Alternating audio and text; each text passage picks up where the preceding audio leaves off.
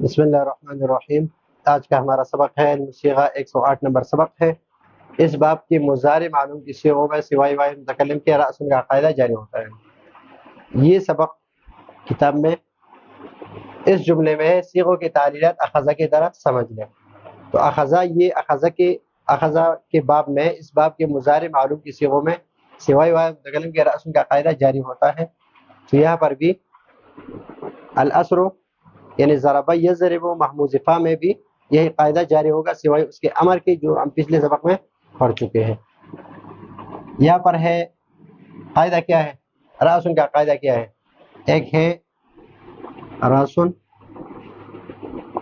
زیبن اور رأسن زیبن بوسن، یہ سارا ایک ہی قاعدہ ہے۔ ہم بار بار اس لیے بیان کر رہے ہیں تاکہ ذہن سے بات نہیں نکلے۔ راسن زیبن بوسن، یہ ایک ہی قاعدہ ہے۔ راسن اصل میں ہے راسن، زیبن اصل میں ہے زیبن، اور بوسن اصل میں ہے بوسن۔ اور قاعدہ یہ ہے کہ حمزہ ساکن ہو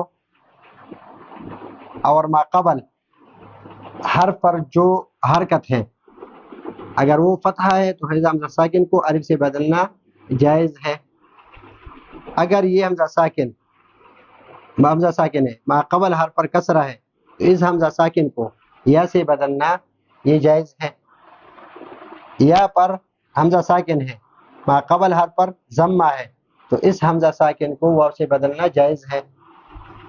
یہ ایک ہی قاعدہ ہے، لیکن چونکہ یہاں پر حمزہ ساکن ہے اور ما قبل حرف جو ہے اس پر فتحہ ہے تو اس وجہ سے کہا کہ یہاں پر رأسن کا قاعدہ جاری ہوگا کہ حمزہ ساکن ہے ما قبل حرف پر کیا ہے، فتحہ ہے، تو اس حمزہ ساکن کو الف سے بدلنا یہ جائز ہے۔ تو اس حمزہ ساکن کو ہٹا دیں گے اور اس کی جگہ پر جو الف ہے وہ رہ جائے گا۔ تو یا اسرو حمزہ ساکن ما قبل مفتوح ہے تو اس کو یہ بھی جائز ہے کہ ہم یہ پڑھیں یا سرو، یا اسرانی، یا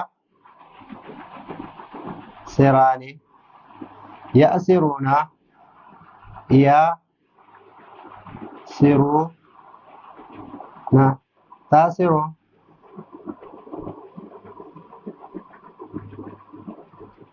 تاسرانی، تاسرنا، یا سرنا، تاسرو، تاسرانی،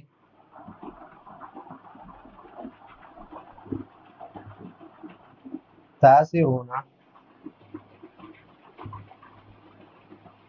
تاسرینا،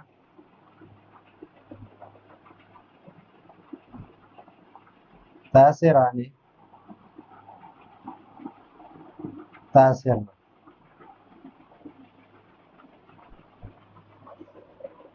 یہ قاعدہ یہ روایت متکلم کے علاوہ اس میں راسن کا قاعدہ جاری نہیں ہوتا۔ نہ اسرو تو نہ اسرو، اس میں قاعدہ جاری ہوا ہے راسن کا۔ آسروں میں آمن والا قاعدہ ہے، اس کو اگلے اسباق میں تفصیل سے پڑھیں گے۔ آمن والا قاعدہ ہے، اگلے اسباق میں تفصیل سے اس کو پڑھیں گے۔ تو یہ ہے آج کا ہمارا سبق۔ اگلے سبق کے لیے اجازت چاہتے ہیں۔ اللہ حافظ۔